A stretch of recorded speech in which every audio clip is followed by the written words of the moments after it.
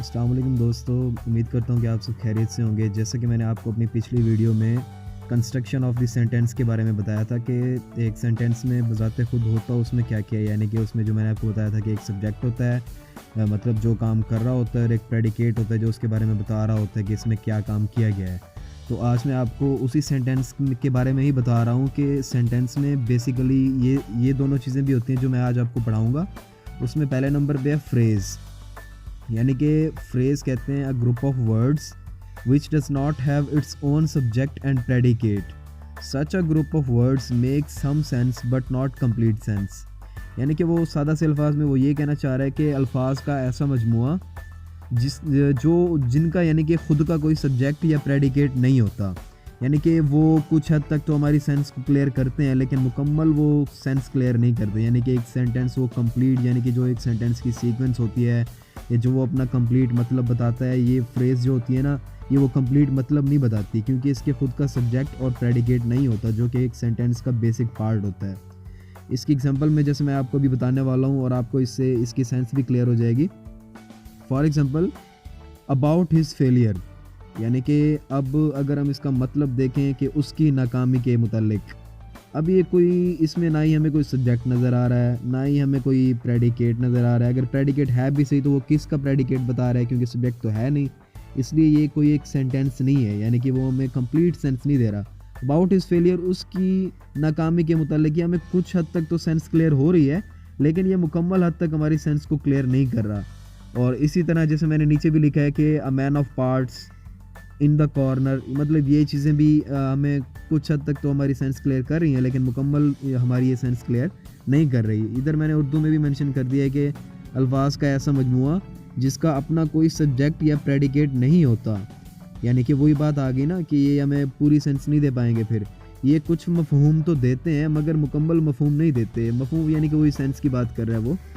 इधर मैंने वो पूरी एग्जांपल लिखी है, जो मैंने इधर शॉर्ट फॉर्म में लिखा था कि ये फ्रेज़ है और ये पूरा एक सेंटेंस है जिसके अंदर ये फ्रेज़ का पार्ट है। अब अगर हम इधर देखें ना, I was worried about his failure, यानी कि मैं उसकी नाकामी के मुतालिक परेशान था। अब ये सेंटेंस हमारी सेंस को भी पूरा कर रहा है और ये बता भी रहा है कि ये पूरा एक सेंटेंस है, इसमें फ्रेज़ अलग से है और ये पूरा सेंटेंस अलग से है। यानी कि ये तो खाली फ्रेज़ हो गया, अब ये उसका सब्जेक्ट है आई, और ये उसका पूरा प्रेडिकेट है, यानी कि उसके मुतालिक हमें बता रहा है। अब इस वजह से ये एक पूरा सेंटेंस भी है और ये हमारी सेंस को भी क्लियर कर रहा है। इसी तरह he is a man of parts, यानी कि वो अच्छी खूबियों का मालिक इंसान है, यानी कि उस इंसान की अच्छी खूबियाँ हैं। He is a man of parts, a man of parts, अच्छी खूबियों का मालिक। अगर हम खाली ऐसे लिखें तो हमें ये पता तो नहीं चल रहा ना कि कौन अच्छी खूबियों का मालिक है, इसलिए ये उसके बारे में जो हमें सब्जेक्ट दिया गया ना, अब ये सब्जेक्ट ही हो गया, अ मैन ऑफ पार्ट्स, ये उसका प्रेडिकेट भी हो गया एक किस्म से, और ये एक फ्रेज़ भी है। अब इसमें सब्जेक्ट भी है, प्रेडिकेट भी है, ओवरऑल ये एक सेंटेंस है। अगर हम खाली अ मैन ऑफ पार्ट्स देखें तो ये खाली एक फ्रेज़ है। इसी तरह she sat in the corner, ये भी उसी तरह का है। यानी कि इन द कॉर्नर अगर खाली हम देखें तो ये फ्रेज़ है, और अगर पूरा देखें she sat in the corner, अगर इसमें सब्जेक्ट भी आ गया तो फिर ये पूरा एक कंप्लीट से सेंटेंस है और ये अपनी सेंस भी क्लियर हमें दे रहा है।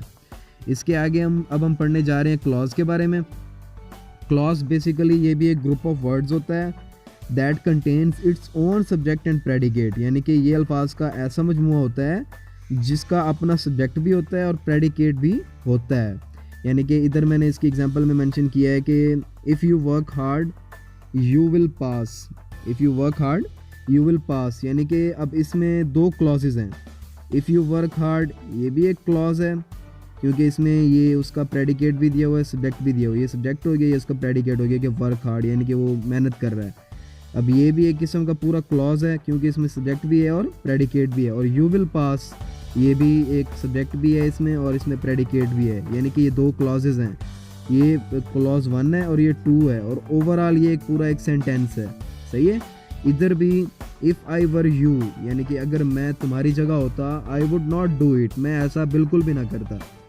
अब इसमें भी if I were you I would not do it, अब इसमें भी ये वही बता रहा है कि ये एक क्लॉज हो गया, ये दूसरा क्लॉज हो गया, और ओवरऑल ये एक सेंटेंस है और ये पूरा एक सीक्वेंस बता रहे हैं।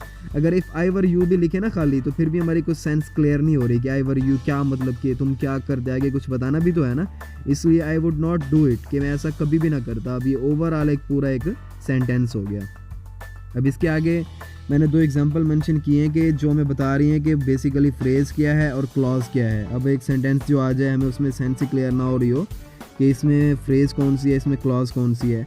तो इसीलिए I gave him a gold chain, जैसे कि मैंने एक सेंटेंस लिखा है ना, I gave him a gold chain.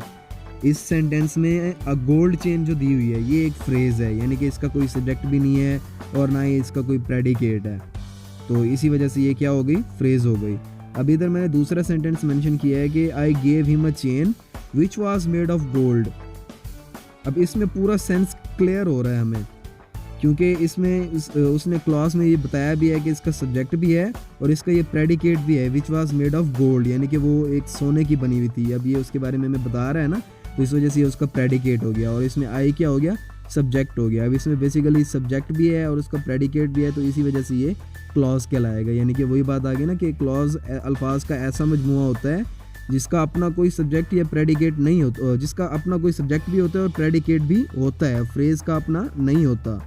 तो इसी तरह अभी तो मैंने इनकी आपको जस्ट बेसिक्स ही समझाई हैं कि फ्रेज़ के बारे में भी और क्लॉज के बारे में भी। अभी इनकी और फ्रेज़ की भी आगे बहुत सारी कंडीशंस होती हैं, टाइप्स होती हैं। क्लॉज की भी आगे बहुत सारी कंडीशंस और टाइप्स होती हैं, adverb clause, adjective clause, noun clause, इस तरह की आगे सबकी होती हैं। फ्रेज़ भी ऐसी होती हैं। इंशाल्लाह मैं आपको, अभी तो मैंने जस्ट इनका इंट्रोडक्शन करवाया है, आने वाली नेक्स्ट वीडियोस में मैं आपको इंशाल्लाह इनके बारे में मज़ीद एक्सप्लेनेशन दे दूंगा।